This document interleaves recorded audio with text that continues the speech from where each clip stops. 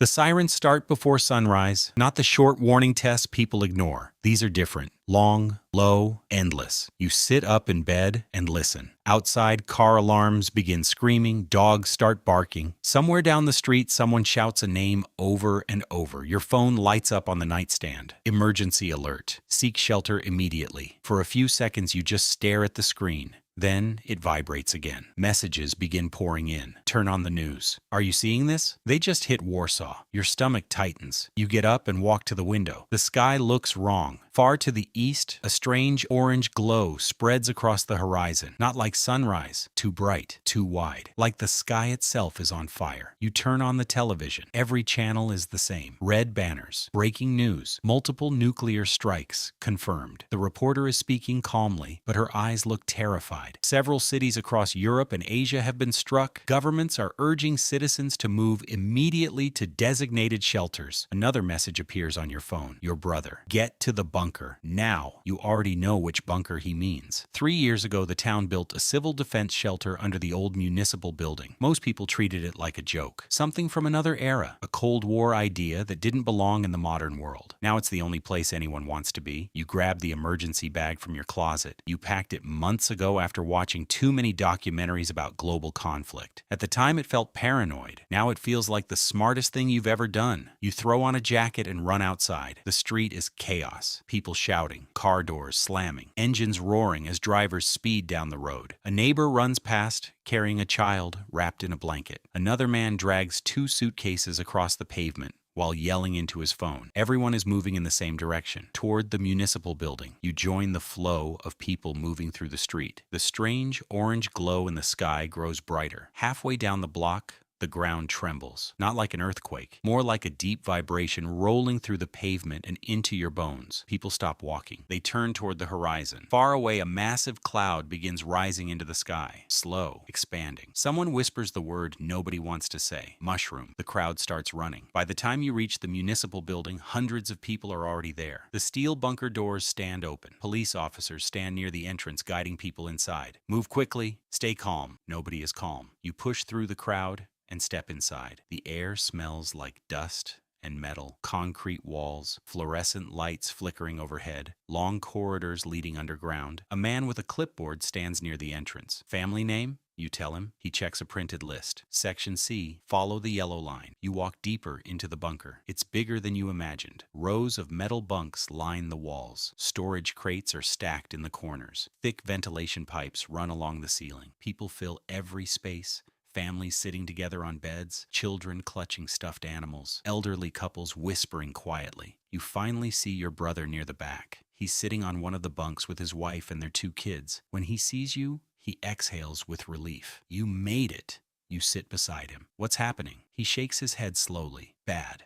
Really bad. He shows you his phone. Satellite images. Cities burning. Missile paths crossing continents, red markers covering the map. You look up at the concrete ceiling. Somewhere far above you, the world is ending. A deep metallic sound echoes through the bunker. The massive steel doors are closing. People turn toward the entrance. The doors slide together slowly, heavy, final. When they shut, the sound echoes through the entire bunker like a hammer striking steel. For a moment, nobody says anything. Then the ventilation system begins humming. The bunker is sealed. You're officially underground. Hours pass. Nobody knows what time it is anymore. Phones slowly begin losing signal. First, the internet disappears. Then messages stop sending.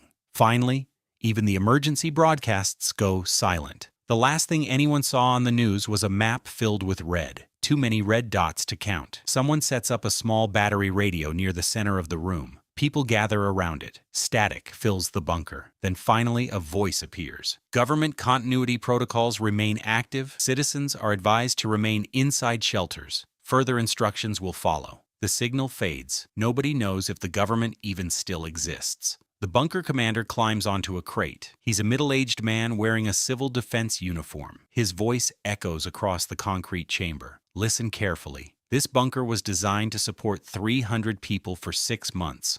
You glance around. There are easily twice that many people inside. He continues. Food will be rationed. Water will be rationed. Medical supplies are limited. Someone in the crowd asks the question everyone is thinking. What about radiation? The commander pauses. The bunker has filtration systems. As long as they keep working, we should remain safe underground. Should. That word stays in the air. You lie down on the bunk later. If it is night, there are no windows here, no sunlight, just fluorescent lights buzzing overhead. Somewhere a baby cries. Someone coughs. You close your eyes, but sleep doesn't come. Your mind keeps imagining the world above. Cities burning. Highways filled with abandoned cars. The sky darkened by ash. The first day underground ends like that, with everyone pretending things might still be okay. But deep down, you already understand something. This bunker isn't a temporary shelter. It might be the last safe place left, and nobody knows how long you're going to be trapped inside it.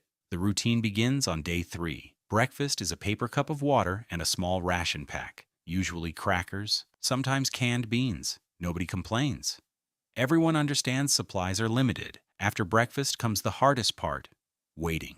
There is nowhere to go except from one concrete corridor to another. After a few days, you begin memorizing the bunker. 15 steps to the toilets, 30 to the food line, 48 to the medical room. You start measuring time by small things. When the lights dim slightly, when the water barrels are rolled in, when the radio crackles, and everyone goes silent. By the end of the first week, most people know each other, or at least know their habits. The man in Section A who snores loudly every night. The teenage boy who never stops pacing. The elderly woman who keeps asking whether anyone has fed her cat. The mother with the newborn who looks like she hasn't slept since the doors closed. Your brother tries to make things feel normal for his kids. He tells them the bunker is temporary, just a strange emergency shelter. His daughter nods because she wants to believe him. His son is 8. He knows he's lying. On day 6, you begin helping in the medical room. There isn't much else to do, and the nurse needs help. Her name is Elena, mid-30s.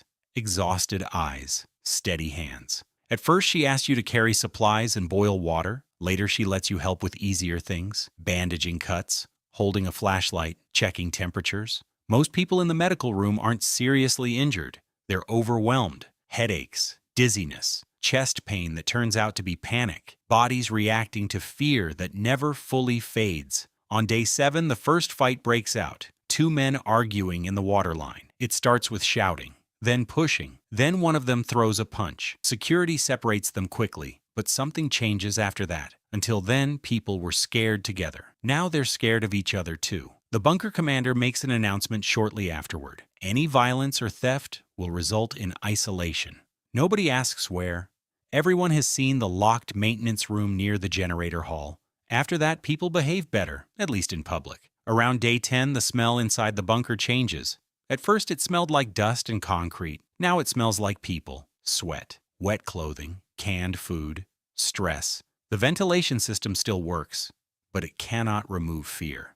One afternoon, an elderly man collapses near the food line. Heart attack. Elena works on him for nearly 20 minutes. You help however you can, counting compressions, handing her supplies, trying not to look at the man's wife while she stands there shaking. When Elena finally stops, the bunker goes silent. The body is carried away to a cold storage room in the back. No ceremony, no speeches. Just one more person who survived the outside world but didn't survive the bunker. That night, nobody talks much. Even the children are quiet.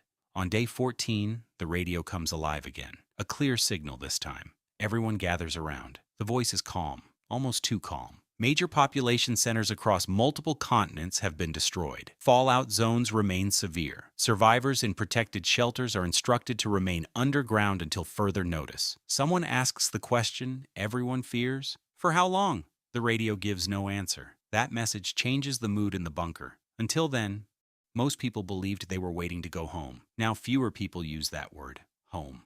It begins to sound like something from another life. Your brother's wife cries quietly that night after the kids fall asleep. You sit beside your brother on the floor. He stares at the far wall. I keep thinking about the house, he says. You know exactly what he means. The kitchen table, the family photos, his son's toy cars still scattered across the rug, all the ordinary things that once felt permanent. On day 18, the generator fails. The lights shut off instantly. Total darkness, not normal darkness, buried darkness. Children scream, someone falls. A woman starts praying loudly. Emergency lights finally flicker on, turning the bunker red. The generator team works for hours. 4 long hours of whispering and fear. When the power finally returns, a few people clap. Not because they are happy, because they realize how close they came to losing everything. A few days later, another problem appears. One of the air filtration units begins failing. Not completely broken, but weakening. The replacement part is stored in a supply shed just outside the bunker entrance.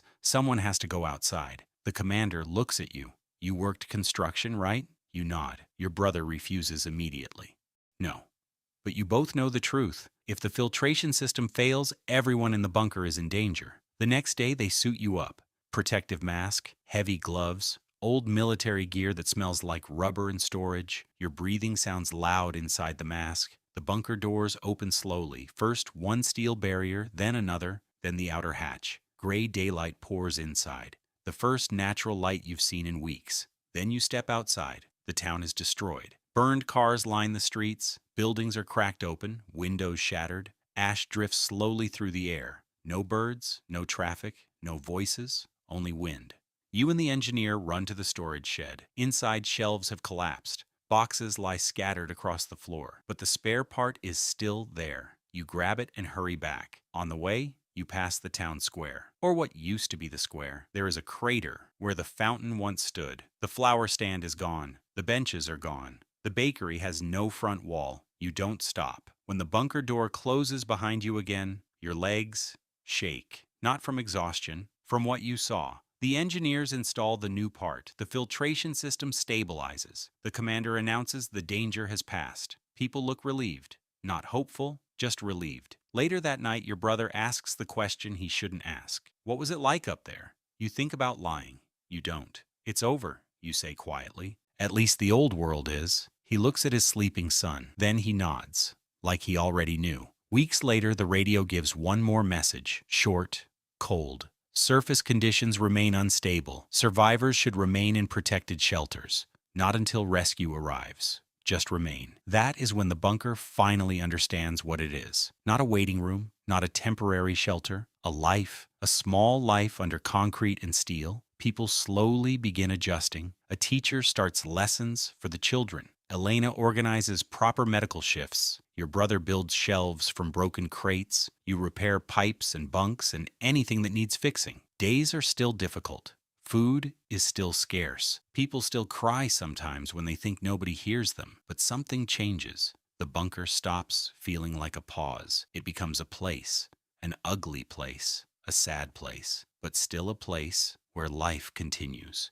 One night you lie awake, listening to the ventilation system humming overhead. The same sound as the first night, but now it means something different. At the beginning, survival meant waiting for the world to return. Now you understand something else. The world is not coming back the way it was. There will be no simple moment when the doors open and everything is normal again. No easy return, only what remains. And survival is no longer about waiting. It is about building something small and human in the ruins. You close your eyes. Above you lies ash, silence, and the remains of the old world. Below it, hundreds of strangers share the same filtered air and choose, one more day, not to give up. And that is what survival becomes. Not victory, not rescue, just refusing to disappear.